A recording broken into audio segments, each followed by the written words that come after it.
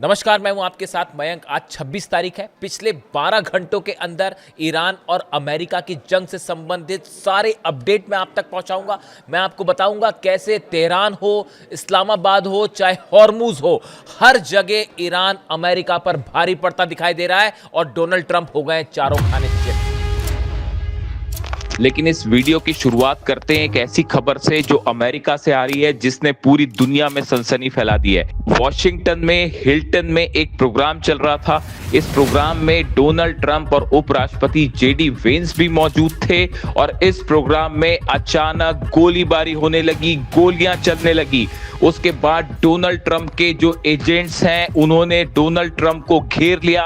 उन सब के हाथ में गन्स थी और डोनाल्ड ट्रंप को तुरंत वहां से हटाया गया, वहां से ले जाया गया। ऐसे ही पीट हेग्सेथ को भी वहां से दौड़ते भागते हटाया गया है और माना जा रहा है इस तरह की खबरें आ रही हैं।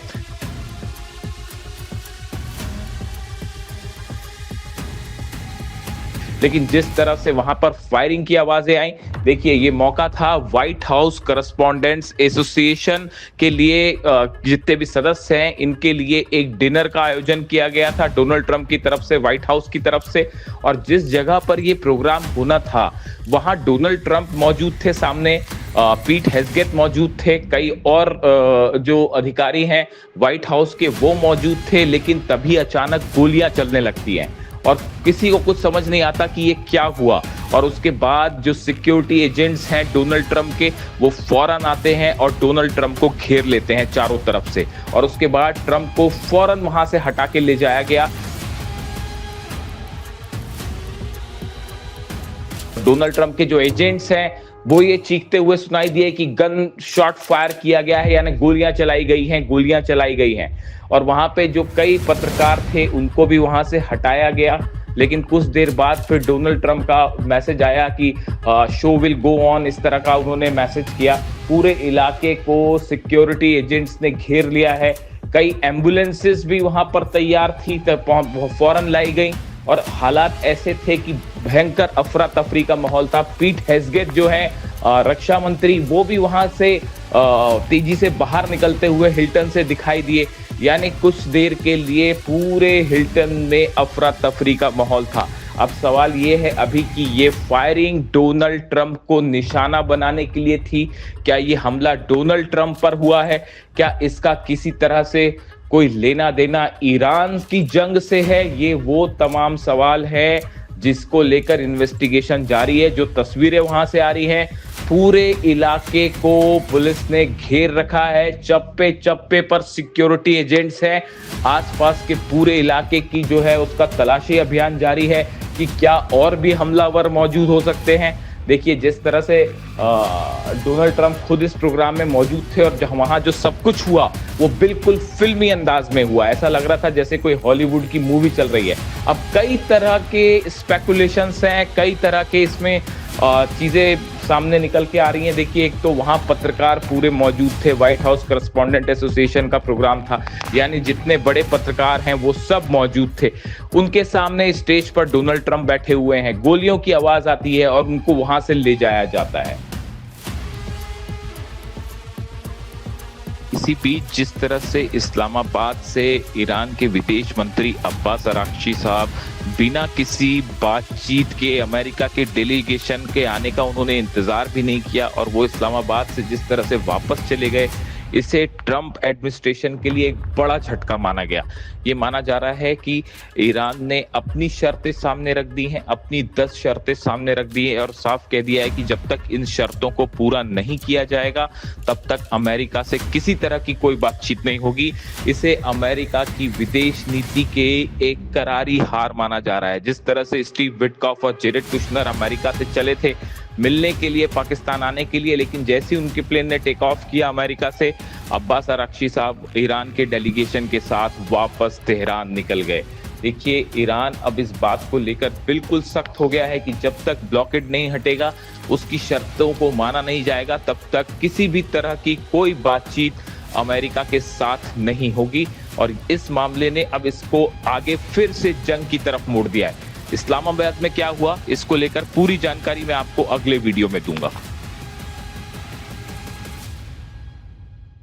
मोहसिन रज़ाई जो हैं, इनकी तरफ से बयान आया है कि ईरान पूरी तरह से एकजुट है। जो इस तरह की खबरें आ रही थी कि ईरान में अलग अलग राय हो सकती है अमेरिका से बातचीत को लेकर, उन्होंने एक बार फिर साफ किया है पूरा अमेरिका एकजुट है। जो तस्वीरें आ रही हैं ईरान से, एक बार फिर ईरान में बड़ी संख्या में लोग जमा थे और उन सब की एक मांग थी, अली खामेनी साहब के हत्यारों से किसी तरह की बातचीत नहीं होनी चाहिए। अली खामेनी साहब के कातिलों से कोई बातचीत नहीं होनी चाहिए। ईरान ये जंग जीता है और आगे ज़रूरत पड़ेगी तो लंबी जंग के लिए हम तैयार हैं।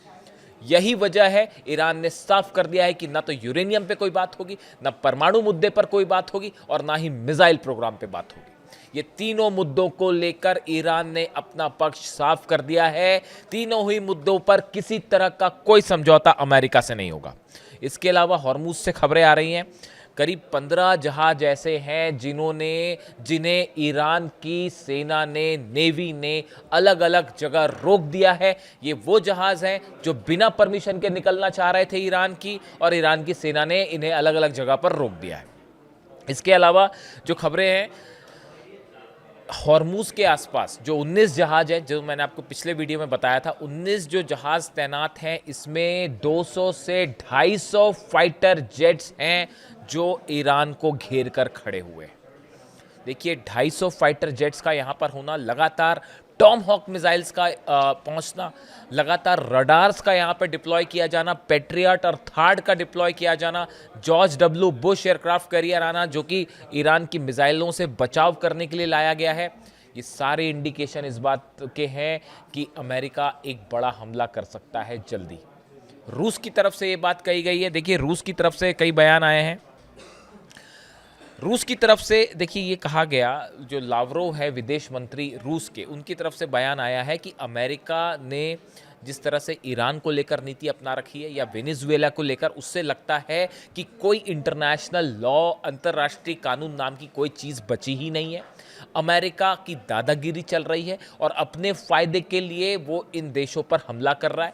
लावरोव का ये भी कहना है कि डोनाल्ड ट्रंप खुद कह चुके हैं कि उनकी रुचि सिर्फ ऑयल में है, यानी ऑयल के लिए ईरान पर हमला हुआ, ऑयल के लिए वेनेजुएला पर हमला हुआ। ना ईरान के पास से कोई न्यूक्लियर बम मिला और ना ही इसी तरह का कोई वेपन ऑफ मास डिस्ट्रक्शन, ऐसा कुछ नहीं था। सिर्फ और सिर्फ ऑयल के लिए हमले हुए, ये कहना है रूस का। रूस के जहाज आपने देखा जिस तरह से हॉर्मुज में गुजरने शुरू हो गए हैं। जो कारोबार है रूस का वो वहाँ जारी है और ईरान की तरफ से कह दिया गया है कि जिसकी हिम्मत है वो रोक के दिखाए जहाज़ों। यानी हॉर्मुज के मुद्दे पर अब पुतिन और ट्रंप भी आमने सामने हैं, जिनपिंग और ट्रंप भी आमने सामने हैं। मैं आपको कल पिछले वीडियो में बता चुका हूं किस तरह से चीन का बड़ा व्यापार जो है वो अफेक्ट हो रहा है हॉर्मुज के कारण। जहाज निकल रहे हैं लेकिन कम निकल रहे हैं जितने पहले निकल रहे थे उनके मुकाबले। यानी चीन भी आमने सामने है और चीन भी अमेरिका के आमने सामने हो रखा है और पुतिन भी हो रखे। देखिए इसी बीच ईरान की तरफ से बात साफ कर दी गई है कि ब्लॉकेड जब तक अमेरिका नहीं हटाएगा कोई बात नहीं होगी, परमाणु मुद्दे पर कोई बात नहीं होगी, यूरेनियम पर बात नहीं होगी और मिसाइल पर कोई बात नहीं होगी। यानी अब ईरान की सरकार, ईरान की जनता अपने टर्म्स पर आगे बढ़ने को तैयार है, जो वहाँ की जनता ने कहा। देखिए मैं आपको पहले बता चुका हूँ कि वहाँ ईरान में फैसला हो चुका है कि जो जनता चाहेगी वैसा ही होगा और जनता का अब ये फैसला है कि अब जो बातचीत होगी, नहीं होगी, क्या होगा, वो सब ईरान की मर्जी के मुताबिक होगा। अब ये दबाव डालना, चाहे जो करना है कर लीजिए, ईरान अब रत्ती भर भी झुकने को तैयार नहीं है।